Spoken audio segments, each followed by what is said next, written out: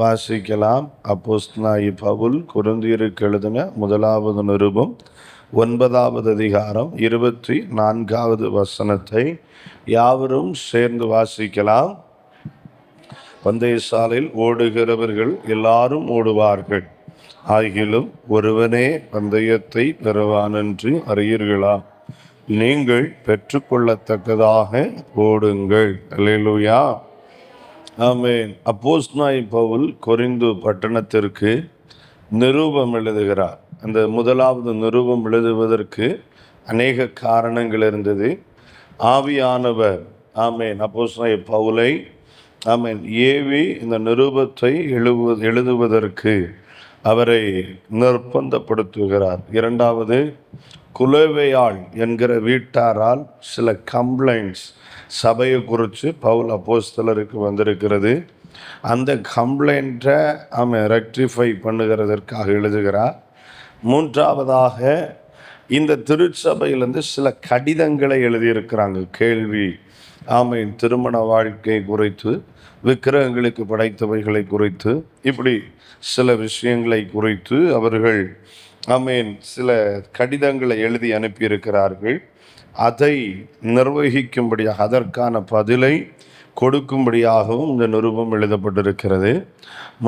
இன்னும் நான்காவது பார்த்தீர்களானால், அன்றைக்கு எருசலேமில் இருந்த பரிசுத்தவான்களுக்கு சகாயம் பண்ணும்படிக்கு தர்ம பணத்தை சேகரிக்கிற முகாந்தரமாய் அவர்களை ஊக்கப்படுத்தும்படியாக இந்த நிருபங்களை எழுதுகிறார். எழுதி வருகிற பொழுது குலோவேயாளின் வீட்டாரால் சொல்லப்பட்ட எல்லா சங்கதிகளுக்கும் அவர் பதில் சொல்லுகிறார். உங்களுக்குள் பல பிரிவினைகள் இருக்கிறது என்று கேள்விப்படுகிறேன் அப்படின்னு சொல்லி, நீங்கள் ஐக்கியமாக இருக்க வேண்டும். பிரிவினை இருக்கிற இடத்தில் பல குழுக்களாக நீங்கள் பிரிந்திருப்பீர்களானால் நீங்கள் இன்னும் ஆவிக்குரியவர்கள் அல்ல, மாம்சத்துக்கு உரியவர்கள். ஆவிக்குரிய வாழ்க்கையில் குழந்தைகள் அப்படிங்கிறத தெளிவாய் அவர்களுக்கு போதித்து, பின்பு வருகிற பொழுது சில பாவங்களை குறித்து கண்டித்து, உங்களுக்குள் இருக்கிற சிலர் நடப்பிக்கிற பாவங்கள் மிகவும் புறஜாதிகள் மத்தியிலும் கேள்விப்படாததாக இருக்கிறது அப்படின்ற அதை கண்டித்து எழுதி, பின்பு 7வது அதிகாரத்திலிருந்தே பார்ப்போம்னா அவர்களுடைய கேள்விகளுக்கு பதிலை கொடுக்கிற விதமாய் அவர் பேசி வருகிறார். 7வது அதிகாரத்தில் வாசிக்கிற பொழுது அவர்களுடைய திருமண வாழ்க்கையை குறித்து பேசுகிறார். 8வது அதிகாரத்தில் வருகிற பொழுது விக்கிரகங்களுக்கு படைத்தவைகளை குறித்து அவர் எழுதுகிறார். 9வது அதிகாரத்துக்கு வருகிற பொழுது தன்னுடைய அப்போஸ்தலத்துவத்துக்கு விரோதமாக சில கேள்விகள் வந்திருக்கிறது. அவருடைய ஊழியத்துக்கு நீர் ஊழியக்காரன் அல்ல என்று சிலர் அவருக்கு விரோதமாக அந்த திருச்சபையில் எழும்பி நிற்கிறாங்க. அவர்களுக்கு மிக தெளிவான நிரூபணத்தோடு எழுதி அனுப்புகிறார். அப்படியல்ல, நான் தேவனால் தெரிந்து கொள்ளப்பட்ட ஒரு அப்போஸ்தலனாக இருக்கிறேன் அப்படிங்கிறத சொல்லி வருகிற பொழுது, கடைசியா 24 முதல் 27 வரை உள்ள வசனங்களில் அப்போஸ்தலனாகிய பவுல் இங்கே ஒரு உதாரணத்தோடு கூட கிறிஸ்தவ வாழ்க்கை என்றால் என்ன என்பதற்கான பதிலை இங்கே தருகிறதை பார்க்க முடிகிறது. இந்த 24வது வசனத்தில் பாருங்க என்ன சொல்றாரு.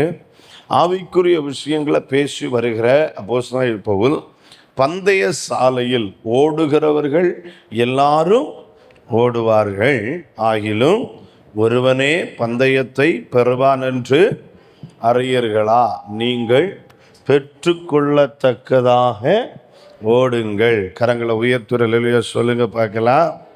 வேதம் சொல்லி தருகிறது. பாருங்க, வேதம் இங்கே சொல்லி தருகிறது, பந்தய சாலையில் ஓடுகிறவர்கள் எல்லாரும் ஓடுவாங்க. எல்லாரும் ஓடுவாங்க. அதாவது ரன்னிங் ரேஸ். எத்தனை பேர் பார்த்துருக்கீங்க? ரன்னிங் ரேஸ் பார்த்தவங்க எல்லாம் கையை உயர்த்தலாம், தப்பு இல்லை. ரன்னிங் ரேஸ் பார்த்துருக்கோம் இல்லையா? நம்மளும் அநேகர் ரன்னிங் ரேஸ் ஓடி இருக்கலாம். இப்போ ஓடுறது எல்லாரும் என்ன செய்வாங்க? ஓடுவாங்க. ஓடுறது எல்லாருமே ஓடுவாங்க. வைக்கப்பட்டிருக்கிற ஓட்டம் எது அதை கண்டறிந்து அதில் ஓடுவதற்கு கர்த்தர் நமக்கு கிருபை தருவாராக. அல்லேலூயா. ஆமாம், ஏன்னா ஒவ்வொரு ஓட்டத்திலையும் ஓட வேண்டிய விதம் வித்தியாசமானது. அப்போ அந்த ஓட்டத்தை நாம் புரிந்து கொண்டு நமக்கு நியமித்திருக்கிற ஓட்டத்தில் எப்படி ஓடணும்? பொறுமையோடு ஓடணும். எப்படி ஓடணும்? பொறுமையோடு ஓடணும். ஆமாம், கர்த்தர் கிருபை தருவாராக. கிறிஸ்தவ வாழ்க்கை அவசரப்பட்டு ஓடுற வாழ்க்கையில் பொறுமையாக ஓடுற வாழ்க்கை. ரொம்ப பொறுமை இருக்கணும். எழுப்புதலில் கூட நமக்கு ரொம்ப பொறுமை வேணும். ஆமென். என்ன வேணும் நமக்கு? ஆமாம், பக்கத்தில் கை கொடுத்து சொல்லுங்கள், பொறுமையாக ஓடணும். ஆமாம், எழுப்புதல்னா கூட பொறுமையாக தான் ஓடணும்.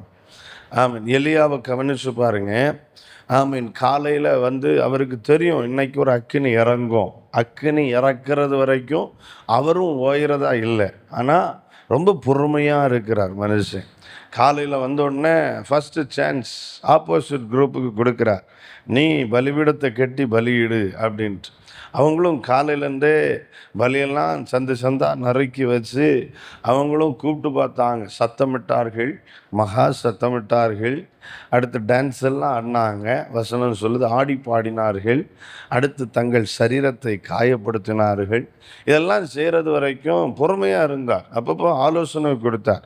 உங்கள் தேவன் ரொம்ப அலுவலகத்தில் பிஸியாக இருப்பார், கொஞ்சம் கூட என்ன செய்யுங்க, சத்தம் போடுங்க, அப்போ தான் கேட்கும். இப்படியெல்லாம் ரொம்ப பொறுமையாக இருந்து அவங்க கூடவே செயல்படுறத பார்க்க முடியுது.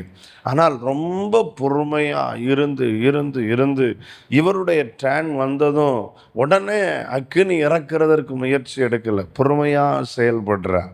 பலிபீடத்தை செப்பனிட்டு அதில் பலியை சொந்தாக நறுக்கி பலியை அதில் வச்சு விறகுகளை அடுக்கி அதன் மேலே தண்ணியை ஊற்றி அதுக்கு பிறகு ஒரு 8 செகண்ட்ஸ் 8 வினாடி ஒரு ஜெபம். கர்த்தாவே என்னை கேட்டருளும். பொறுமையாக தான் இருந்தா. ஆனால் பரலோகம் தக்க நேரத்தில் பதிலை கொடுத்தது. அல்லேலூயா. இப்போ கிறிஸ்தவ வாழ்க்கை என்பது அவசரப்பட்டு ஓடுற வாழ்க்கையில் பொறுமையாய் ஓடுகிற வாழ்க்கை. பொறுமையோடு பயணிக்கணும். ஏன்னா அவசரப்பட்டு ஓடுனா சில நேரத்தில் தவறாக ஓடுகிறதற்கு சூழ்நிலைமை ஏற்படலாம். ஒரு சொல்லுங்க பார்க்கலாம். ஆவியானவர் அதனால் தேவ ஜனங்களுக்கு ஆலோசனையாக சொல்கிறாரு, உங்கள் ஆவிக்குரிய வாழ்க்கையை பொறுமையாய் ஓட வேண்டும். பொறுமையாக ஓடணும். ரொம்ப நிதானித்து உங்களை சுற்றி என்ன நடக்கிறது என்கிற தெளிவோடு நீங்கள் ஓட கர்த்தர் உங்களுக்கு கிருபை தருவாராக. கொரிந்து பட்டணத்தில் இருந்த சபையினர் ரொம்ப ஸ்பீடுன்னா ரொம்பவே ஸ்பீடு. அவங்க நீங்கள் வாசித்து பார்த்தீங்கன்னா தெரியும் அவங்க எதுக்கு ரெடியாக இருக்கிறாங்க அப்படின்னு பார்த்தீங்கன்னா, 1 கொரிந்தியர் 1ஆம் அதிகாரம் அதனுடைய 7வது வசனத்தில் வாசிக்கிற பொழுது 1 கொரிந்தியர் 1:7 அவங்கள பற்றி ஆவியானவர் சொல்கிறாரு, அப்படியே நீங்கள் யாதொரு வரத்திலும் குறைவில்லாதவர்களாய் நம்முடைய கர்த்தராகிய இயேசு கிறிஸ்து வெளிப்படுவதற்கு எதுக்கு காத்திருக்கிறாங்க இவங்க? சத்தமாக சொல்லுங்க. இயேசு வரணும், நானும் போகணும். எப்படி? எல்லாரும் சொல்லுங்க. இயேசு வரணும், நானும் போகணும். அந்த வசனத்தில் மேலே என்ன சொல்லியிருக்குது?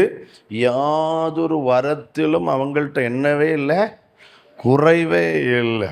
வரங்களில் குறைவில்லை. அப்போ ரொம்ப ஸ்பீடு. தீர்க்க தரிசனம் இருக்கா? இருக்கு. சுகமளித்தல் இருக்கா? இருக்கு. வசனம் இருக்கா? இருக்கு. ஞானம் இருக்கா? இருக்கு. அறிவு இருக்கா? இருக்கு. எல்லாம் இருக்கு. எல்லாம். அப்போ எவ்வளோ வேகமாக அந்த சபை இருந்திருக்கும். இப்போ அவங்க ஒரே எக்ஸ்பெக்டேஷன், ஒரே எதிர்பார்ப்பு, நம்முடைய கர்த்தராகிய இயேசு கிறிஸ்து வெளிப்படுவதற்கு காத்திருக்கிறாங்க. எப்போ வருவார், போகணுன்ட்டு. ஆனால் அந்த திருச்சபைக்கு தான் அப்போஸ்தலன் பவுல் சொல்கிறாரு, நீங்கள் எல்லாரும் ஓடுற மாதிரி என்ன செய்யாதீங்க, ஓடாதீங்க, பெற்றுக்கொள்ளத்தக்கதாக ஓடுங்கள். ஆமென். எல்லாரும் சொல்லுங்கள், எப்படி ஓடணும்? பெற்றுக்கொள்ளத்தக்கதாக ஓடணும். கர்த்தருக்கு ஸ்தோத்திரம் உண்டாவதாக. இப்போ இன்றைக்கு கர்த்தர் நம்மோடு கூட பேசுகிற வார்த்தை என்ன அப்படின்னா, பெற்றுக்கொள்ளத்தக்கதாக ஓடுங்கள். எல்லாரும் சொல்லுங்க. ஆமாம், இவருக்காக கூட அந்த வார்த்தையை சொல்லுங்க. இந்த வார்த்தை நம்முடைய இருதயத்தில் துணிச்சுக்கிட்டே இருக்கட்டும். அதனால தான் திரும்ப திரும்ப சொல்ல வைக்கிறேன், பெற்றுக்கொள்ளத்தக்கதாக ஓடுங்கள். ஆமாம். எப்படி ஓடணும்? ஆமாம், சரி. அநேகர் கடமைக்காக ஓடுவாங்க. அநேகர் எதுக்காக ஓடுறாங்க? ஆமாம், நிறைய பேர் எப்படி ஓடுவாங்க இந்த உலகத்தில் அப்படின்னா, நல்லா கவனிங்க. ஸ்கூலில் சர்க்குலர் வருது, ஓட்டப்பந்தயத்துக்கு சேர்றவங்கெல்லாம் என்ன செய்யுங்க, சேரலாம் அப்படின்னா. அப்புறம் நினைப்பான், ஓட்டப்பந்தயத்துக்கு கொடுத்தா கண்டிப்பாக ஒரு கிளாஸாவது கட் பண்ணலாம், என்ன செய்யலாம், ஒரு அவராவது என்ன செய்யலாம், கட் பண்ணலாம் அப்படின்ட்டு சிலர் என்ன செய்வான், அவன் ஓட தெரியாவிட்டாலும் அதுக்கு என்ன செய்திருவான், அர்ப்பணிச்சிருவான். அப்போ அவனுக்கு ஏதோ ஒரு லாபம் இருக்குது, அதில் ஏதோ ஒரு லாபம், அவனுடைய ஏதோ ஒரு விருப்பம் நிறைவேறுது, ஏதோ ஒரு ஆசை நிறைவேறுது. அப்படி ஓடக்கூடாது. ஆமென். அதாவது ஆண்டவர் சொல்லுகிறார், இம்மைக்காக மாத்திரம் நீங்கள் கர்த்தரை பின்பற்றுவீர்களே ஆனால் சகல ஜனங்களை காட்டிலும் நீங்கள் எப்படி இருப்பீங்க? ஆமாம். அதனால் இந்த இம்மையிலிருந்து கிடைக்கிற சில அனுகிரகங்களுக்காக, சில ஆசீர்வாதங்களுக்காக, சில விடுதலைகளுக்காக, சில மேன்மைகளுக்காக நீங்கள் என்ன செய்யக்கூடாது, கர்த்தரை பின்பற்றக்கூடாது. உங்கள் ஓட்டம் அந்த மாதிரி இருக்கக்கூடாது. உங்களுடைய ஓட்டம் பெற்றுக்கொள்ளத்தக்கதாக ஓடணும். இந்த கிறிஸ்தவ வாழ்க்கை எதற்காக? எனக்கு கர்த்தர் ஒரு பந்தய பொருளை வைத்திருக்கிறார், அதை நான் அடையும்படிக்கு என்ன செய்யணும், ஓடணும். இதை சொல்கிற அப்போஸ்தலனாகிய பவுல் மிக தெளிவாய் அதில் இருந்தார். பிலிப்பியர் 3வது அதிகாரத்தில் அவர் சொல்கிறாரு, 12வது வசனத்திலிருந்து வாசிக்கிற பொழுது 14வது வசனம் வரைக்கும் சொல்லுகிறார். வாசிங்க. நான் அடைந்தாயிற்று அல்லது முற்றும் தேறினவனானேன் என்று எண்ணாமல், கிறிஸ்து இயேசுவினால் நான் எதற்கு பிடிக்கப்பட்டேனோ அதை நான் பிடித்து கொள்ளும்படி ஆசையாய் தொடருகிறேன். சகோதரரே, அதை பிடித்து கொண்டேன் என்று நான் எண்ணுகிறதில்லை, ஒன்று செய்கிறேன், நானவைகளை மறந்து முன்னானவைகளை நாடி கிறிஸ்து இயேசுவுக்குள் தேவன் அழைத்த பரம அழைப்பின் பந்தய பொருளுக்காக இலக்கை நோக்கி தொடருகிறேன். ஆமென். அப்போ இங்கே அப்போஸ்தலனாகிய பவுல் என்ன சொல்றாரு, நான் எப்படி என் வாழ்க்கையை அமைச்சிருக்கிறேன், எனக்கு ஒரு பந்தய பொருள் இருக்கிறது, அந்த பந்தய பொருளுக்காக இலக்கை நோக்கி நான் என்ன செய்துட்டே இருக்கிறேன், தொடருகிறேன், நான் அதுக்காகத்தான் ஓடுறேன் அப்படின்னா அப்போஸ்தலனாகிய பவுல் சொல்றார். அதுபோலத்தான் இங்கே திருச்சபைக்கு ஆலோசனை சொல்றார், நீங்களும் பெற்றுக்கொள்ளத்தக்கதாக ஓடுங்கள். நம்முடைய ஒரே எய்ம், எனக்கு அந்த பந்தய பொருளை பெற்றுக்கொள்ளணும், அப்படித்தான் இருக்கணும். அப்படி நான் பெற்றுக்கொள்ளத்தக்கதாக, இந்த வசனத்தில் ஒரு விஷயம் கூட அதை சொல்லித்தர்றேன். பந்தய சாலையில் எல்லாரும் ஓடுவாங்க, ஆனால் ஒருவன் தான் பரிசு பெற்றுக்கொள்ளுகிறான்.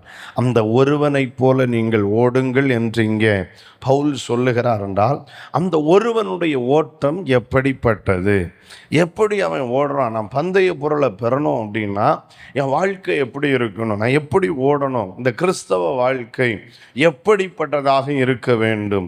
ஒன்று, இந்த கிறிஸ்தவ வாழ்க்கையில் 3 விஷயத்தை ஆவியானவர் கற்றுத்தருகிறார். நான் பெற்றுக்கொள்ளத்தக்கதாக ஓடணும்னா என் ஓட்டத்தில் இருக்க வேண்டிய 3 அம்சங்கள். 25வது வசனம், 1 கொரிந்தியர் 9வது அதிகாரம் 25வது வசனம் சொல்லுகிறது, பந்தயத்திற்கு போராடுகிற யாவரும் எல்லாவற்றிலையும் இச்சையடக்கமாக இருப்பார்கள், அவர்கள் அழிவுள்ள கிரீடத்தை பெறும்படிக்கு அப்படி செய்கிறார்கள், நாமோ அழிவில்லாத கிரீடத்தை பெறும்படிக்கு அப்படி செய்கிறோம். ஆமென். இங்கே நல்லா கவனிங்க. முதலாவது, பெற்றுக்கொள்ளத்தக்கதாக ஓடுங்கள் என்று ஆவியானவர் சொல்லுகிறார். நான் பெற்றுக்கொள்ளத்தக்கதாக ஓடணும்னா முதல்ல நான் எப்படி ஓடணும் அப்படின்னா வேதம் சொல்லுது, பந்தயத்திற்கு போராடுகிற யாவரும், அதாவது அந்த ப்ரைஸை பெற்றே ஆகணும் அப்படின்ட்டு ஓடுற எல்லாரும் எப்படி இருப்பாங்களா? எல்லாவற்றிலையும் இச்சையடக்கமாக இருப்பார்கள். எப்படி இருப்பாங்களா? ஆமாம். அதாவது முதல்ல நான் சொல்கிறேன், சுய கட்டுப்பாட்டோடு ஓட வேண்டும். பந்தயத்தை பெறணும்னா முதல்ல எப்படி ஓடணும்? சுய கட்டுப்பாட்டோடு ஓடணும். எல்லாரும் சொல்லுங்க சத்தமா, சுய கட்டுப்பாட்டோடு ஓடணும். அந்த பந்தய பொருளுக்கு, அந்த இலக்கு, அந்த ப்ரைஸை நான் வாங்கியே தீரணும் அப்படின்னு ஒருத்தன் இருக்கிறான் அப்படின்னா அவனுக்கு ஒரு செல்ஃப் கண்ட்ரோல் இருக்கும். எல்லாரும் சொல்லுங்க, என்ன இருக்கும்? செல்ஃப் கண்ட்ரோல் இருக்கும். அதாவது சுய கட்டுப்பாடு இருக்கும். சுய கட்டுப்பாடு, இச்சை அடக்கம் இருக்கும். இந்த இச்சை அடக்கம் இல்லாவிட்டால் ஒருவனால் பந்தயத்தில் ஜெயிக்கவே முடியாது. தனக்குன்னு ஒரு கட்டுப்பாடு இருக்கணும் வாழ்க்கையில், தனக்குன்னு ஒரு தீர்மானம் இருக்கணும் வாழ்க்கையில், தனக்குன்னு சில விஷயத்தில் தெளிவான ஒரு கண்ட்ரோல் இருக்கணும். கர்த்தருக்கு ஸ்தோத்திரம். ஆமென். அதாவது தன்னுடைய வாழ்க்கையை குறித்து, தன்னுடைய வாழ்க்கையில் இருக்கிற எல்லா விஷயங்களும், எல்லா பகுதியிலையும், அந்த வசனம் சொல்லுது, எல்லாவற்றிலேயும் இச்சையடக்கமாக இருப்பார்கள். நம்ம வாழ்க்கையில் எல்லாத்துலையும் இச்சையடக்கம் வேணும். அதாவது சுய கட்டுப்பாடு. இங்கே சொல்லப்பட்டிருக்கிற அந்த வார்த்தை சுய கட்டுப்பாடு என்கிற அர்த்தத்தில் தான் இந்த இடத்துல அந்த வார்த்தை சொல்லப்பட்டிருக்கு. ஆமென். எல்லாவற்றிலையும், அதாவது நம்முடைய பழக்க வழக்கத்தில் ஒரு சுய கட்டுப்பாடு இருக்க வேண்டும். நம்முடைய பேச்சுகளில் ஒரு சுய கட்டுப்பாடு இருக்க வேண்டும். நம்முடைய பார்வைகளில் ஒரு சுய கட்டுப்பாடு இருக்கணும். நம்முடைய அனைத்து விதமான விஷயங்கள், நம்முடைய வாழ்க்கை முழுவதுமே, ஆமீன் ஸ்தோத்திரம், சுய கட்டுப்பாடு என்பது நம்முடைய வாழ்க்கையில் கண்டிப்பாக தேவை என்று பரிசுத்த ஆவியானவர் நமக்கு கற்றுத்தருகிறார். கரங்களை உயர்த்தி ஒரு ஆமீன் சொல்லுங்க பார்க்கலாம். ஹல்லேலூயா. ஆமென். அதாவது இந்த சுய கட்டுப்பாடு எதனால் ஒரு மனுஷனுக்கு வரும்? அந்த பந்தயத்துக்கு போராடுகிற ஒரு மனுஷனுக்கு அவன் சுய கட்டுப்பாட்டோடு ஓடுறான், இச்சையடக்கத்தோடு ஓடுறான் அப்படின்னா அதுக்கு காரணம் என்னன்னா, இவன் ஒரு கடினமான பயிற்சி வழியாக சென்றவனாக இருப்பான். எப்படி இருப்பான் இவன்? கடினமான பயிற்சி, ஸ்ட்ரிக்ட் ட்ரைனிங் அவனுக்கு இருக்கும். ஆமென். தியரியிலையும் இருக்கும், ரெண்டாவது ப்ராக்டிக்கல்லையும் ட்ரைனிங் இருக்கும். நீ இதைத்தான் சாப்பிடணும், நீ இதைத்தான் செய்யணும், நீ இப்படித்தான் குளிக்கணும். ஆமாம், இதெல்லாம் உண்டு. ஒரு விளையாட்டு வீரனுக்குன்னு சில நிபந்தனைகள் அவனுக்கு சொல்லி கொடுக்குறாங்க.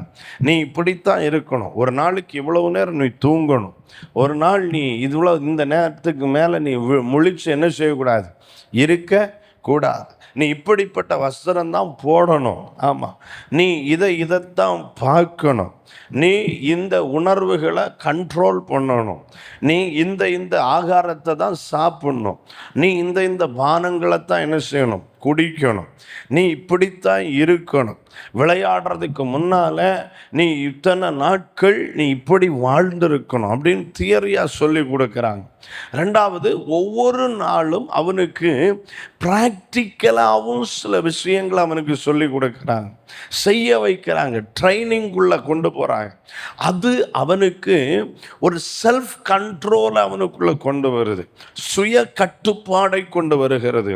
இன்றைக்கும் பரிசுத்த ஆவியானவர் சொல்லுகிறார், நானும் நீங்களும் பெற்றுக்கொள்ளத்தக்கதாக ஓடணும்னா முதல்ல நாம் செய்ய வேண்டியது சுய கட்டுப்பாட்டோடு ஓடணும். நமக்குன்னு ஒரு கண்ட்ரோல் இருக்கட்டும். ஆமென். நாம் பெற்றிருக்கிற ஆவியானவர், விடுதலையின் ஆவியானவர் தான், அவருக்கு ஒரு பெயர் இருக்கிறது, கட்டுப்பாட்டின் ஆவியானவர். கரங்களை உயர்த்தி ஆமென் சொல்லுங்க. அவர் நம்மை கண்ட்ரோல் பண்ணித்தான் என்ன செய்வார், நடத்துவார். நமக்குள்ளே இருக்கிறவர் ஒரிஜினல் பரிசுத்த ஆவியானவர்னா கண்டிப்பாக அவர் நம்மளை எப்படித்தான் நடத்துவார், கண்ட்ரோல் பண்ணித்தான் நடத்துவார். ஆமென் சொல்லுங்க. ஆமாம், கடமைக்காக வாழ்கிறவங்க எப்படி வேணாலும் வாழலாம், எதை வேணாலும் சாப்பிடலாம், எதை வேணாலும் குடிக்கலாம், எதை வேணாலும் உடுத்தலாம், யார்கிட்ட வேணாலும் பேசலாம், எப்படி வேணாலும் பேசலாம், எதை வேணாலும் பார்க்கலாம், என்ன வேணாலும் செய்யலாம், எப்படி வேணாலும் இருக்கலாம், எவ்வளோ நேரம் வேணாலும் முழிச்சு இருக்கலாம், எவ்வளோ நேரம் வேணாலும் தூங்கலாம், தூங்காமல் கூட இருக்கலாம், என்ன வேணாலும் செய்யலாம். ஆனால் பெற்றுக்கொள்ள வேண்டும் என்று ஒருவனுக்கு இருக்கிறதென்றால் அவன் கண்டிப்பாக தன் வாழ்க்கையில் இச்சையடக்கத்தோடு தான் வாழணும். தான் விரும்புகிற எல்லாத்தையும் செய்ய அவனுக்கு அதிகாரம் கிடையாது. தான் விரும்புகிற எல்லாவற்றையும் அனுபவிக்க அவனால் முடியாது. ஏன்னா அவன் பெற்றுக்கொள்ள வேண்டும் என்றிருக்கிறான். பரிசை பெறணும்னா சிலவற்றை தியாகம் பண்ணித்தான் ஆக வேண்டும். எத்தனை பேருக்கு இந்த வார்த்தை புரியுது? ஆமேன், ஆமேன். நிச்சயமாகவே முதலாவது கிறிஸ்தவ வாழ்க்கையில் இருக்க வேண்டியது இச்சை அடக்கம்தான், சுய கட்டுப்பாடு. அதனால்தான் ஆவியின் கனிகளை குறித்து சொல்லும் பொழுது கலாத்தியருக்கு எழுதின நிருபத்தில் பரிசுத்த ஆவியானவர் நமக்கு 5வது அதிகாரத்தில் சொல்லி தருகிறார். அதனுடைய 22, 23 வசனங்களை வாசிக்கிற பொழுது ஆவியின் கனியோ அன்பு, அன்பு, சந்தோஷம், சமாதானம், நீடிய பொறுமை, தயவு, நற்குணம், விசுவாசம், சாந்தம், இச்சையடக்கம். இப்படிப்பட்டவைகளுக்கு விரோதமான பிரமாணம் ஒன்றும் இல்லை. ஆமா, கர்த்தருக்கு ஸ்தோத்திரம். இங்க சொல்லி இருக்குது ஆவியின் கனிகள் 9, அதுல ஒன்று இச்சையடக்கம். அந்த இச்சை அடக்கத்தோட யாரெல்லாம் கிறிஸ்தவ வாழ்க்கையை வாழ்கிறாங்களோ அவர்களுக்கு நிச்சயமாய் பந்தய பொருளை பெற்றுக்கொள்ளும் வாய்ப்புண்டு. ஒரு ஆமீன் சொல்லுங்க பார்க்கலாம். ஆமீன். இயேசு கிறிஸ்துவனுடைய பிரதான சீடராகிய ஆமீன் பேதுரு சொல்லித் தருகிற வார்த்தையை நீங்கள் கவனித்து பாருங்க. ஆமீன். 1 பேதுரு 2வது அதிகாரம், ஆமீன் 2 பேதுரு 1வது அதிகாரம் அதனுடைய 5, 6, 7 வசனங்களில் வாசிக்கிற பொழுது அங்க சொல்லப்பட்டிருக்கிறது. வாசிங்க. இப்படி இருக்க நீங்கள் அதிக ஜாக்கிரதை உள்ளவர்களாய். என்ன சொல்றாரு? உங்களுக்கு நல்ல வாக்கு தத்துவம்லாம் இருக்கு. ஆமாம், திவ்ய சுபாவத்துக்கு பங்குள்ளவர்களாவீங்க, பரலோக ராஜ்யத்தை பெறுவீங்க, நரகத்துக்கு தப்புவீங்க, நித்திய ராஜ்யத்தை பெறுவீங்க, மகா மேன்மையான வாக்கு தத்துவங்கள் எல்லாம் இருக்க நீங்கள் அதிக ஜாக்கிரதை உள்ளவர்களாய் உங்கள் விசுவாசத்தோட தைரியத்தையும் ஞானத்தோட எதுவும் வேணுமா? இச்சையடக்கத்தையும் பொறுமையையும்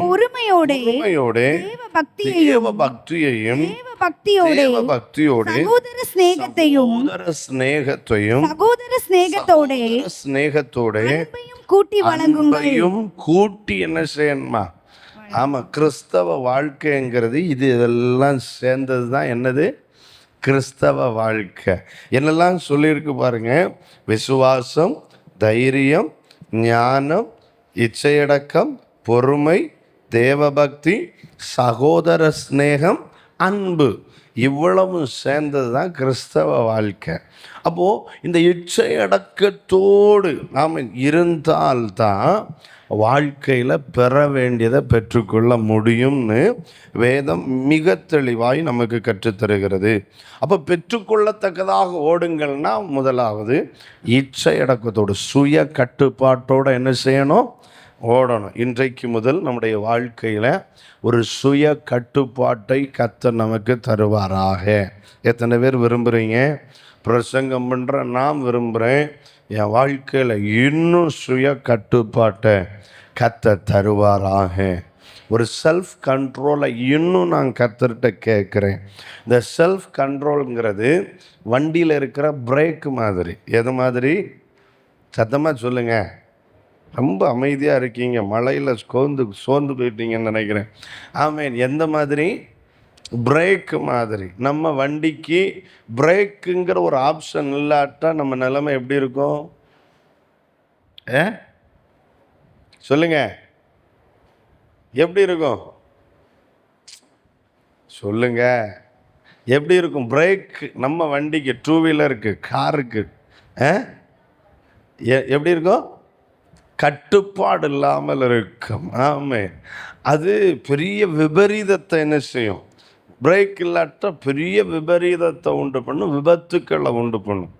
அதில் இன்னும் முக்கியமாக என்னென்னா, சேதம் எனக்கு மட்டும் இல்லை, பிறருக்கும் சேதத்தை உண்டு பண்ணும். பக்கத்தில் கை கொடுத்து சொல்லுங்க, உங்களுக்கு சுய கட்டுப்பாடு இல்லைன்னா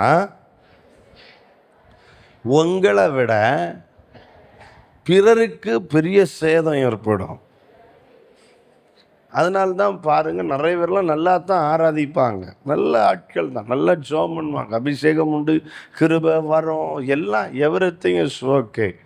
ஆனால் எது மட்டும் சிலருக்கு கிடையாதுன்னா, பிரேக்கு மட்டும் இல்லை, செல்ஃப் கண்ட்ரோல் இல்லை, சுய கட்டுப்பாடு இல்லை. அதனால் தாறுமாற அங்கே இங்கேயும் இடி தான். ஆமாம், என்ன இடி? பயங்கர சேதம் நிறைய பேருக்கு. ஆமாம், சேதம், மன வருத்தம் உண்டு பண்ணும். ஆமாம், ஒரு ஆமைன்னு சொல்லுங்கள். என்ன உண்டு பண்ணுது? மன வருத்தம். ஒரு ஆக்சிடெண்ட் நடந்தால் அங்கே மன வருத்தம் உண்டாகுது, சங்கடம் உண்டாகுது, வருத்தம் உண்டாகுது, இழப்பு உண்டாகுது. இதெல்லாம் இருக்குன்னா எங்கேயோ நமக்கு பிரேக்கு ஃபெயிலியர்னு அர்த்தம். என்ன ஃபெயிலியரு? ஆமாம், ஆவிக்குரிய வாழ்க்கையில் பிரேக் இல்லாமல் ஓடாதீங்க. பிரேக் இருக்கணும், இல்லாட்டா ஒரு ஸ்டாப்பில் ஏற்றிடணும் வண்டியை. ஒரு ஆமைன்னு சொல்லுங்கள் பார்க்கலாம். ஆமாம், அதுவும் மலையிலேருந்து இறங்குறதுன்னா ரொம்பவே கவனமாக இருக்கணும். பிரேக் இல்லைன்னா நீங்களும் இல்லாமல் போயிடுவீங்க. இது கிறிஸ்தவ வாழ்க்கை, ரொம்ப ஜாக்கிரதையாக வாழணும். நமக்கு இச்சையடக்கத்தை கர்த்தர் தருவாராக. ஆமாம், இன்னைக்கு நிறைய கிறிஸ்தவர்களுக்கு இல்லாத ஒன்று இச்சையடக்கம். ஆமாம், ஆக்சிலேட்டர்லாம் நல்லாவே இருக்குது. ஆமாம், ஆக்சிலேட்டர் கால் வைக்கிறதுக்கு முன்னால் வண்டி வாஞ்சி போகுது, ஆனால் பிரேக் இல்லை. அதனால் தாறு மாறா எட்டி வண்டி நிற்கிறது. ஒரு முறை நான் பஞ்சாபில் அம்ரித்சர் பகுதியில் ஊழியத்துக்கு போனேன். போயிட்டு ஒரு நாள் சாயங்காலத்தில் நம்முடைய இந்தியாவினுடைய ஒரு எல்கை வாகா பாடா, நீங்கள் கேள்விப்பட்டிருப்பீங்க, பாகிஸ்தான் இந்தியா பாடுறது வாகா பாடா என்கிற இடம். அங்கே போகிறதுக்கு ஒரு ஆட்டோவில் ஏறி போயிட்டோம். போகும்போதும் பார்த்தேன், அந்த ஆட்டோவுக்கு பிரேக் இல்லை. அந்த ஆட்டோவுக்கு என்ன கிடையாது? பிரேக் ரொம்ப குறைவு. ஆமாம், அதுவும் மெதுவாலாம் போகிறதில்ல, ஸ்பீடாக தான் போகிறான். ஆனால் அங்கே நிறுத்தணுன்னா இங்கே ஆக்சிலேட்டரை விட்டுறேன்னா போயிட்டு முன்னால் நிற்கிற ஆட்டோவில் இடித்து நிற்கிறான். எனக்கெல்லாம் என்ன இப்போ அட்டி கொண்டுருவான்னு பார்த்தா, திரும்பி வரும்போது வேறு ஆட்டோ, அந்த ஆட்டோவும் அப்படி தான் இருக்குது. அவன் ஒரு இடத்துல டீ குடிக்க நிப்பாட்டுறான், இடித்து தான் நிப்பாட்டுறான். அடுத்து நான் இறங்க வேண்டிய இடம் வருது, முன்னால் நிற்கிற வண்டியில் என்ன தான் செய்கிறான்? இடித்து தான் நிப்பாட்டுறான். அப்போ சிலருக்கெல்லாம் இது வாடிக்கையாகி போச்சு, இடித்து நிப்பாட்டுறது, சேதத்தை உண்டு பண்ணுறது. சேதம் நமக்கு மட்டுமல்ல, பிறருக்கும். அதனால தான் ஆவியானவர் சொல்கிறாரு, இச்சை அடக்கத்தோடு ஓட கர்த்தர் கிருபை தருவாராக. ராமேன்னு சொல்லுங்க. ரெண்டாவது, நீங்கள் அந்த 1 கொரிந்தியர் 9:26 வாசிங்க. 1 கொரிந்தியர் 9வது அதிகாரம் 26வது வசனம் வாசிங்க. ஆதலால் நான் நிச்சயம் அல்லாதவனாக ஓடேன், ஆகாயத்தை அடிக்கிறவனாக சிலம்பம் பண்ணேன். ஆமா, ஆதலால் நான் நிச்சயம் இல்லாதவனாக என்ன செய்யல? ஓடல, ஆகாயத்தை அடிக்கிறவனாக சிலம்பம் பண்ணேன். ரெண்டாவது வேதம் சொல்லித்தருது, பெற்றுக்கொள்ளத்தக்கதாக ஓடணும்னா என்னிடத்தில் இருக்க வேண்டிய இரண்டாவது பண்பு, முதல் பண்பு இச்சை அடக்கம், சுய கட்டுப்பாடு. ரெண்டாவது குறிக்கோளோடு ஓட வேண்டும். எல்லாரும் சொல்லுங்க, எப்படி ஓடணும்? குறிக்கோள். தமிழில் அழகாக சொல்லியிருக்கு, நிச்சயம் இல்லாதவனாக ஓட, ஒரு கன்விக்ஷன். ஆனால் இதனுடைய சரியான அர்த்தம் எய்ம்லெஸ்லி. குறிக்கோள் இல்லாமல் ஓடக்கூடாது. கிறிஸ்தவ வாழ்க்கைக்கு ஒரு குறிக்கோள் உண்டு. எத்தனை பேர் ஆமேன்னு சொல்கிறீங்க? உங்களை பார்த்து கேட்குறேன், நீங்கள் ரட்சிக்கப்பட்டிருக்கீங்க, ஆவியோடும் உண்மையோடும் ஆராதிக்கிறீங்க, உங்களுக்கு உங்கள் வாழ்க்கையில் ஏதாகிலும் குறிக்கோள் இருக்கிறதா? ஏதாவது குறிக்கோள் இருக்கா உங்கள் வாழ்க்கைக்கு? நீங்கள் ரட்சிக்கப்பட்டதுக்கு குறிக்கோள் இருக்கா? ஆமே, சூர்யா போங்க, அது எதெல்லாம் அடிக்குதோ பூட்டிடுங்க. ஆமேன். கவனிங்க, எல்லாரும் இங்கே கவனிங்க. ஆமேன். நமக்கு ஏதாவது குறிக்கோள் இருக்கிறதா வாழ்க்கையில்? ஆமீன். ரட்சிக்கப்பட்டதுக்கு குறிக்கோள் உண்டா? வசனத்தை கேட்கறதுக்கு குறிக்கோள் உண்டா? வீட்டில் அழகாக இருந்தால் இப்போ என்னென்ன செய்திருக்கலாம்? அவ்வளவு விஷயங்களை விட்டுட்டு தெய்வ சமூகத்தில் வந்திருக்கிறோம். நமக்கு குறிக்கோள் இருக்குதா? ஆமேன். இல்லை கடமைக்குன்னு குறிக்கோள் இல்லாமல் எல்லாரும் ஓடுறது போல் நம்ம ஓடுறோமா? ஆமீன். வேதம் சொல்லுகிறது, பெற்றுக்கொள்ளணும்னா குறிக்கோளோடு ஓட வேண்டும். வாழ்க்கையில் ஒரு குறிக்கோள் வேணும். ஆமேன். பவுல் சொல்கிறார் பாருங்க, பிலிப்பியர் 3 நம்ம வாசித்தோம், 14 நம்ம வாசித்தோம். அந்த வசனத்தில் என்ன சொல்லியிருக்குது? ஆமேன். அவர் சொல்கிறார், எனக்கு ஒரு லக்கு இருக்கிறது, எனக்கு ஒரு பந்தய பொருள் இருக்கிறது, அதை பெற்றுக்கொள்ள நான் ஆசையாய் தொடருகிறேன். எதுக்காக நான் ஓடுறேன்? எனக்கு ஒரு பந்தய பொருளை கர்த்தர் வச்சிருக்கிறார். எனக்காக வாடாத ஜீவ கிரீடம் என்று ஒன்று இருக்கிறது. ஆமாம், இந்த உலகத்தில் நம்ம ஷைன் பண்ணணும், நம்ம பிரகாசிக்கணும், பயன்படணும், எல்லாம் உண்மைதான். ஆனால் எனக்கு அடிப்படையாக இருக்கிற ஒரு குறிக்கோள் என்ன தெரியுமா? அந்த நித்திய ஜீவனை பெற்றுக்கொள்ள வேண்டும், பரலோக ராஜ்யத்தை அடையணும். இந்த உலகத்தில் நம்ம ஷைன் பண்ணாட்டாலும் பிரச்சனை இல்லை, பிரபல்யமாகாட்டாலும் பிரச்சனை இல்லை, பிரகாசிக்காட்டாலும் பிரச்சனை இல்லை, அநேகருக்கு முன்னால் நான் பயனுள்ளவனாக இல்லாட்டாலும் பிரச்சனை இல்லை. எனக்கு ஒன்று, நித்திய ஜீவனை பெற வேண்டும். அது மட்டுமே என் குறிக்கோளாக நான் வைத்திருக்கிறேன். கரங்களை உயர்த்தி ஆமேன்னு சொல்லுங்க. அதனால தான் அப்போஸ்தலன் பவுல் சொல்கிறாரு, அப்பா நீ பெற்றுக்கொள்ளத்தக்கதாக ஓடணும்னா, ஒன்று உனக்கு சுய கட்டுப்பாடு வேணும், 2 உனக்கு குறிக்கோள் வேணும். குறிக்கோள் இல்லாமல் ஓடக்கூடாது. உன் குறிக்கோள் எப்படிப்பட்டதாக இருக்கிறது? குறிக்கோளை நீங்கள் தான் ஆமேன் செட் பண்ணணும். என்ன குறிக்கோள் உங்களுக்கு? ஆமேன். எதை நீங்கள் பெற்றுக்கொள்ளணும்னு விரும்புகிறீங்க? இந்த இரவு கர்த்தருடைய ஆவியானவர் ஒரு குறிக்கோள் உள்ளவர்களாய் ஓடுவதற்கு கர்த்தர் நமக்கு கிருபை தருவாராக. நம் மனக்கண்களை பிரகாசிப்பாராக. அல்லேலூயா. ஏதோ இந்த உலகத்தில் ஆமேன் நல்லவனா, வல்லவனா, பெரியவனா, புகழ் பெற்றவனா வாழ்கிறதுல அர்த்தம் இல்லை. அது கடமைக்கான கிறிஸ்தவ வாழ்க்கை. அதில் எந்த பிரயோஜனமும் கிடையாது. நமக்காக ஒரு நித்திய ஜீவனை, வாடாத ஜீவ கிரீடத்தை பரலோகத்தில் தகப்பன் வைத்திருக்கிறார். ஒரு பரமன் ராஜ்யம் நமக்காக ஆயத்தம் பண்ணப்படுகிறது. எப்படியாவது அதை சென்று அடைய வேண்டும் என்பதே நம்முடைய முழு முதற் குறிக்கோளாக இருக்கட்டும். கரங்களை உயர்த்தி ஆமேன்னு சொல்லுங்க. அல்லேலூயா. அதுக்கு கூட்டத்தை சேர்க்கணுமே தவிர இந்த உலகத்தில் நாம் ஒரு குரூப்பை சேர்த்து எந்த பிரயோஜனமும் இல்லை. ஒரு அல்லேலூயா சொல்லுங்க. ஆமாம், ஜெபிக்கிறதுக்காக கூட்டத்தை சேர்க்கறது நல்லது. ஆனால் அதை விட நல்லது பரலோகத்துக்கு போகிறேன் ஆமேன் கொஞ்சம் பேர் கூட ஐக்கியம் இருக்கிறது நல்லது. எத்தனை பேர் ஆமேன்னு சொல்கிறீங்க? ஆமாம். பொதுவாக ஆமேன் உலகத்தில் ஒரு பழமொழி சொல்லுவாங்க, இனம் இனத்தோடத்தான் என்ன செய்யும்? சேரும். உன் நண்பனை சொல், நீ யார் என்று நான் சொல்லுகிறேன். ஆமேன். அதுதான், இது ஒரு மனோதத்துவம். ஆமாம், ஒரு சைக்காலஜி இது. ஆமேன். யாரோடு கூட ஐக்கியம்ங்கிறத வச்சு அவர்கள் யார் என்பதை நம்ம தெளிவுபடுத்திடலாம். கரங்களை உயர்த்தி ஆமேன் சொல்லுங்க பார்க்கலாம்.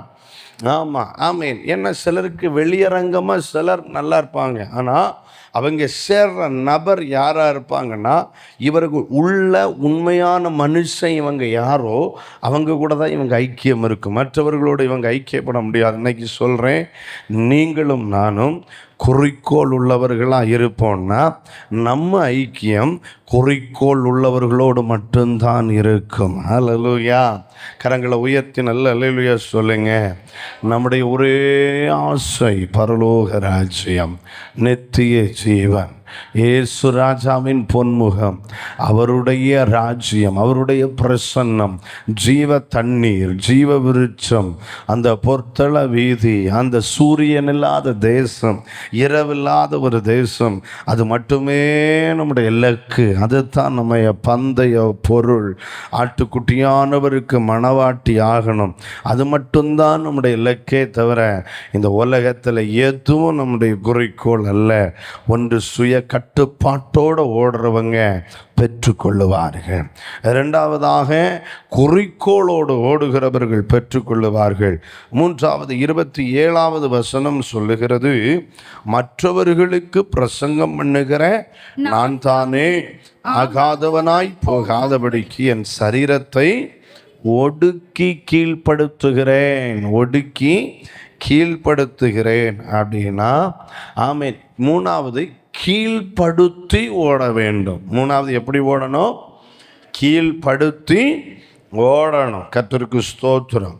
ஆமென். கீழ்ப்படுத்தி அப்படின்னா இந்த வசனத்து இந்த வார்த்தைகள், ஒடுக்கி கீழ்ப்படுத்துகிறேன் என் சரீரத்தை, இதற்கு கிரேக்கில் சொல்லப்பட்டிருக்கிற அந்த வார்த்தையினுடைய அர்த்தம் ஸ்லேவ் டிரைவர். ஸ்லேவ் டிரைவர் அப்படின்னா அடிமை ஓட்டுநர். ஆமாம், ஒரு அடிமையிட்ட பாருங்க, ஒரு அடிமையை ஒருத்தன் எப்போவுமே தன் ஆளுகைக்குள்ளே வச்சிருப்பான். அடிமைக்கும் வேலைக்காரனுக்கும் வித்தியாசம் உண்டு. வேலைக்காரனுக்கு ஆமென், அதாவது வேலை நேரம் உண்டு. இத்தனை மணி நேரம் அவன் என்ன செய்யணும்? வேலை செய்யணும். அதுக்கு மேலே அவன் வேலை செய்ய வேண்டிய அவசியம் இல்லை. உதாரணமாக காலைல 9 மணிக்கு போகிறேன், 5 மணிக்கு வீட்டுக்கு என்ன செய்திடலாம், வந்துடலாம். இது வேலைக்காரன். அடிமைக்கு வேலை நேரமே கிடையாது. அவன் எவ்வளோ நேரம் வேலை பார்க்கணுன்னா சாகிறது வரைக்கும் வேலை பார்க்கணும். அவனுக்கு நோ டியூட்டி டைம், 24/7. ஆமீன், ஹீ இஸ் ஆன் டியூட்டி தான். அவனுக்கு ஒரு எப்போ கூப்பிட்டாலும், நடுராத்திரி கூப்பிட்டாலும் வரணும். எப்போ அதுதான் அடிமை. வேலைக்காரனுக்கு சம்பளம் உண்டு, அடிமைக்கு என்ன கிடையாது? சம்பளம் கிடையாது. தந்தா சாப்பிடலாம், தராட்டா பட்டினியாக வேலை செய்யணும். இதுதான் அடிமை. ஆமீன். வேலைக்காரனுக்கு உரிமை உண்டு, அடிமைக்கு உரிமை கிடையாது. இப்படி சொல்லிகிட்டே போகலாம். அப்போ ஒரு அடிமை அப்படிங்கிறவனுக்கு அவனுக்கு வாய்ஸே கிடையாது. அவன் எதிர்த்து பேச முடியாது, அவன் எதையுமே செய்ய முடியாது. ஆமீன். ஒரு ஓனர் இருக்கிறார், அவனை ஓட்டுறார், அவன் தான். அது அன்னைக்கெல்லாம் ஆளோட்டிகள் அப்படின்னு ஒரு பொசிஷனே இருக்குது. ஆளோட்டிகள் அவங்க யார் அப்படின்னா அடிமைகளை நடத்துகிறவங்க, செல்ஃப் டிரைவர். Slave driver. அந்த மாதிரி தான் ஆவிக்குரிய வாழ்க்கையில் நம்ம சரீரத்தையும் கர்த்தர் சொல்கிறார். இந்த சரீரத்தை அடிமையாக்கி இதை கீழ்ப்படுத்தி ஓடணும். ஆமென் சொல்லுங்க. அப்படின்னா இந்த சரீரம் இதுக்கு நிறைய உரிமை உண்டு. ஆனால் என் வாழ்க்கையில் நான் பந்தய பொருளை பெற்றுக்கொள்ளணும்னா இந்த சரீரத்தின் உரிமையை நான் அடக்கி கீழ்ப்படுத்தி நான் ஓட்டணும். ஆமீன் சொல்லுங்க பார்க்கலாம். இந்த சரீரத்துக்கு நிறைய பசி உண்டு, நிறைய தாகம் உண்டு. உணர்வு பசிகள், சரீர பசிகள், ஆமீன், இன்டலெக்சுவல், எமோஷனல், இப்படி ஃபீலிங்ஸ், என்னெல்லாமோ பசிகள் இருக்குது. இதுக்கு ஆசை, விருப்பம், தேவை எல்லாம் இருக்குது. ஆனால் நாம் பெற்றுக்கொள்ளணும்னா இந்த சரீரத்தை ஒடுக்கி கீழ்ப்படுத்தி நான் ஓடணும். அதற்கு நான் செவி சாய்க்கக்கூடாது. என் சரீரம் சொல்கிறத நான் கேட்டால் என்னால் ஜீவ கிரீடத்தை பெற முடியாது. ஆமாம், நான் சொல்கிறதான் என் சரீரம் என்ன செய்யணும்? கேட்கணும். அதான் சொல்லுது. ஆமீன். எபேசியர் 2:1-3 வரை உள்ள வசனத்தை வீட்டில் போய் வாசிங்க. ஆவிக்குரிய வாழ்க்கையில் மரித்து போன ஒரு ஒரு மனிதனுடைய அடையாளமே மாம்சமும் மனசும் விரும்பினவைகளை செய்கிறவன். ஆவிக்குரிய வாழ்க்கையில் மரித்து போனவன். அவனால் நாம் பந்தய பொருளெல்லாம் என்ன செய்ய முடியாது? பெற்றுக்கொள்ள முடியாது. ஆமாம், ஆவிக்குரிய வாழ்க்கையில் மரித்து போனவன் தான் மாம்சமும் மனசும் விரும்பினதெல்லாம் செய்வான். ஆமீன். ஆனால் எனக்கு அதுக்கு அதிகாரம் இல்லை. நான் இந்த மாம்சமும் மனசும் விரும்பினவைகளை செய்கிறவன் அல்ல, அவைகளை கீழ்ப்படுத்தி கீழ் அடக்கி அடிமைப்படுத்தி வாழ வேண்டி ஒரு வாழ்க்கை கர்த்தர் தந்திருக்கிறார். 3 விஷயத்தை கர்த்தர் சொல்லி இருக்கிறார். 1, ஆமென், சுய கட்டுப்பாட்டோடு ஓடுங்கள். 2, குறிக்கோளோடு ஓடுங்கள். 3, ஆமென், கீழ்ப்படுத்தி ஓடுங்கள். அப்படி ஓடுவீங்கன்னா நீங்கள் உங்களுக்கான பந்தய பொருளை பெற்றுக்கொள்ள முடியும். ஆமென். எத்தனை பேர் இன்றைக்கு அர்ப்பணிக்கிறீங்க இந்த வார்த்தைக்கு? ஆமென். ஆண்டவரே, என் வாழ்க்கையில் சுய கட்டுப்பாடை தாங்க, என் வாழ்க்கையில் ஒரு குறிக்கோளை தாங்க. ஏதோ வர்றேன் போடுறேன் அப்படி இல்லை, எனக்கு ஒரு எய்ம் உண்டு, நிச்சயம் உண்டு. ஆமென். 3, எனக்கு என் சரீரத்தை கீழடக்கணும். நிறைய பேர் தோற்று போகிற இடம் இந்த 3 தான். நிறைய பேர் தோற்று போகிறது. அநேகருக்கு சுய கட்டுப்பாடு இல்லை, நிறைய பேருக்கு குறிக்கோள் இல்லை. ஆரம்பத்தில் நல்ல எண்ணம்லாம் இருந்துச்சு, போக போக ஏதோ கிறிஸ்தவ வாழ்க்கை அப்படின்னு மாறிடுச்சு. ஆமென். 3, இதை ஒடுக்கணும். இதுக்கு வைராக்கியம் எழும்பி வரும். ஆமாம், கர்த்தருக்கு ஸ்தோத்திரம். ஒரு மாம்சத்தை, செத்து போன ஒரு சடலத்தை எரிப்பாங்க இல்லையா? எத்தனை பேர் பார்த்துருக்கீங்க? எரிக்கிறத பார்த்துருக்கீங்களா? ஆமாம், எத்தனை பேர் பார்த்துருக்கீங்க சரீரத்தை எரிக்கிறது? ஆமாம், நிறைய பேர் பார்த்ததில்ல. சான்ஸ் கிடச்சா பாருங்கள், அது நம்மளை ஒன்றும் செய்யாது. ஆமாம், பாருங்கள், அந்த சரீரனால் நிறைய பார்த்துருக்குறேன். அதுவும் முக்கியமாக கங்கை நதியோரத்துலலாம் நமக்கு ஸ்தோத்திரம், மதுரா அந்த பகுதியில், மதுரா ஹாத்ரா சிட்டி போகிற அந்த ரோட்டில் ஆமாம், யமுனா நதின்னு நினைக்கிறேன், யமுனா கிராஸ் ஆகி அது பக்கத்தில் பெரிய ஒரு தகன இடம் இருக்குது. நான் ஒரு நாள் இரவு 1 மணிக்கு ஹாத்ரா சிட்டியில் ஊழியத்தை முடிச்சுட்டு மதுராக்கு திரும்பிட்டு இருக்கும்போது அங்கே சொன்னாங்க, இது தான் இந்த டிஸ்ட்ரிக்ட்லேயே பெரிய, இந்த ஸ்டேட்டில் இருக்கிறதுல பெரிய தகனிக்கிற இடம் அப்படின்னாங்க. அப்போது உடனே அன்னைக்கு 1 மணிக்கு நைட் இறங்கி உள்ளே போய் பார்த்து, ஆமீன், கொஞ்சம் நேரம் அதில் நின்றுட்டு வந்தோம். ஆமாம், எல்லோரும் முறைக்கிறீங்க ஒரு மாதிரி. ஆமாம், அதெல்லாம் நம்மளை ஒன்றும் என்ன செய்யாது. ஆமாம், அதில் உயிர் இருக்கும்போது அவனால் ஒன்றும் செய்ய முடியல. இனி பாருங்கள், அப்போது பார்க்கும்போது அதெல்லாம் பொது இடங்களில் பேச முடியாத நிறைய சம்பவங்கள் அதில் பார்த்தோம். அப்போது அது பார்க்கும்போது ஒரு ஃபேமிலி தான் அது, மொத்த இடத்தையும், பெரிய ஏரியா. ஆமேன், அந்த ஆற்றை ஒட்டியே இருக்குது. அப்போது இதை வரிசையாக நிறைய பாடிஸ் எரிஞ்சுக்கிட்டே இருக்குது. நைட் 1 மணிக்கு கூட அது எரிஞ்சுக்கிட்டே இருக்குது. அப்போது கவனிச்சுக்கிட்டே இருக்கிறாங்க. அப்போ அவங்க என்ன செய்கிறாங்கன்னா, இந்த பாடி எரிஞ்சு வரும்போது அப்படியே எழும்பி வரும். ஆமாம், எலும்பு இதெல்லாம் எரிஞ்சு என்ன செய்யும், அப்படியே எழும்பி வரும்போது அவங்க கையில் ஒரு பெரிய குரடை வச்சுருக்காங்க, பெரிய ஒரு கம்பு.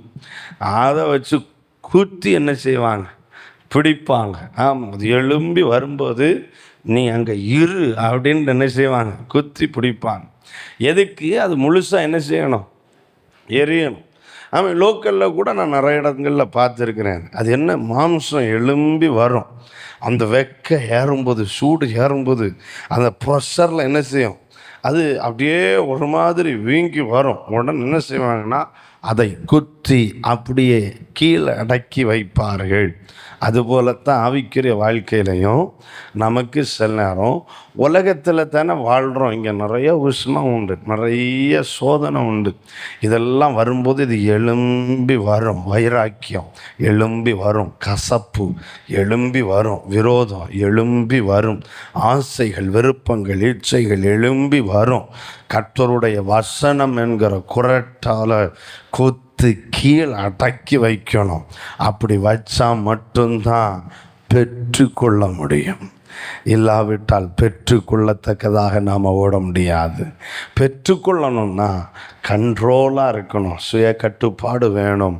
2 குறிக்கோள் வேணும். 3 சரீரத்தை, மாம்சத்தை கீழடக்கணும். இப்படின்னா மட்டும்தான் பெற்றுக்கொள்ள முடியும். இல்லாத பட்சத்தில் அந்நிய பாஷை பேசலாம், வரங்களை வெளிப்படுத்தலாம், கிருபைகளை வெளிப்படுத்தலாம், எல்லாம் செய்யலாம். ஆனால் எனக்கான பந்தய பொருளை நான் சில நேரம் இழந்து போக நேரிடும். ஆவியானவர் இன்றைக்கு கூடி வந்திருக்கிற நமக்கு ஆலோசனையாக சொல்கிறேன். ஒரு சுய கட்டுப்பாடு இருக்கட்டும் நமக்கு.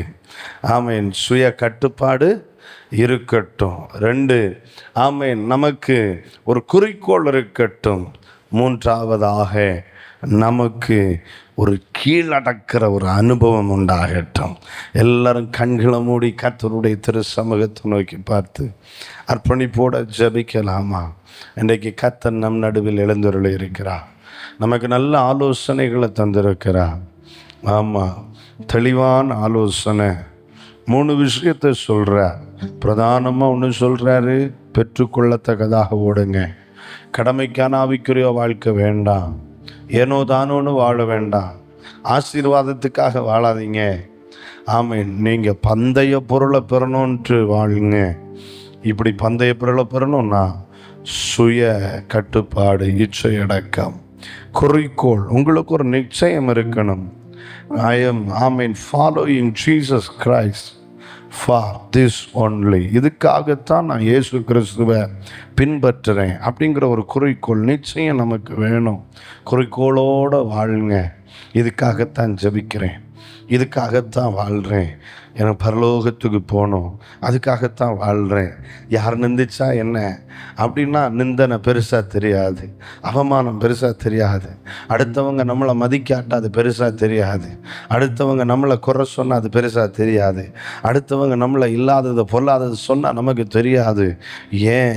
எனக்கு ஒரு குறிக்கோள் இருக்குது, எனக்கு ஒரு எய்ம் இருக்குது, எனக்கு ஒரு நிச்சயம் இருக்குது. அதனால் எனக்கு இதெல்லாம் பெரிய விஷயமே இல்லைன்னு ஆயிரும். 3வது, சரீரத்தை கீழடக்கி கீழ்ப்படுத்தி ஆமேன் ஒரு அதிகாரம் உள்ளவனாக இருக்க கர்த்தர் இந்த இரவு நம்ம ஒவ்வொருவருக்கும் கிருபை தருவாராக. தீர்மானம் எடுக்கிறவங்க 2 கரங்களையும் பரத்துக்கு நேராக உயர்த்தி ஆண்டவரை பார்த்து ஒரு வார்த்தை சொல்லுங்க. ஆண்டவரே, கிருபையை தாங்கப்பா, அந்த கிருபையை தாங்கப்பா.